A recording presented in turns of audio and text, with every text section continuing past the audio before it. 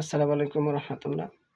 আজকের যেটি দেখতে পেলাম অত্যন্ত মর্মাহত একটি ঘটনা, সেটা হচ্ছে একটি শিক্ষক, কুমিল্লার কোনো একটি শিক্ষক কলেজে উনি ওনার বাবাকে দুইটা মেয়ে মিলে, স্ত্রী এবং মেয়ে দুইজন মিলে অত্যাচার করতেছে একটি বুড়া মুরব্বীকে, বয়স্ক লোকটাকে। হাতে দুইজনেরই দুইটা লাঠি দেখলাম। তো এইভাবে টর্চার করে ওনাদেরকে এই অসুস্থ লোকটাকে ঘর থেকে বাইর করে দেওয়া হচ্ছে। তো আমি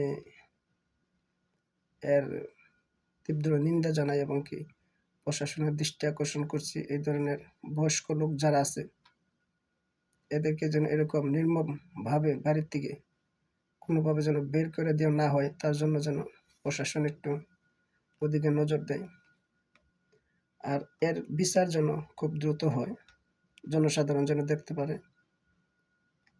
তো এই ধরনের কাহিনী যদি ঘটতে থাকে তাহলে কিন্তু দেশে আল্লাহ সুবহানাহু ওয়া তাআলা নানানভাবে বলছে দুর্যোগ নেমে আসবে। তাই তো মা বাবাকে সম্মান করেন, ইজ্জত করেন। আপনারও একদিন বাবা হতে হবে, বয়স হয়ে গেলে আপনিও একদিন সম্মানের সাথে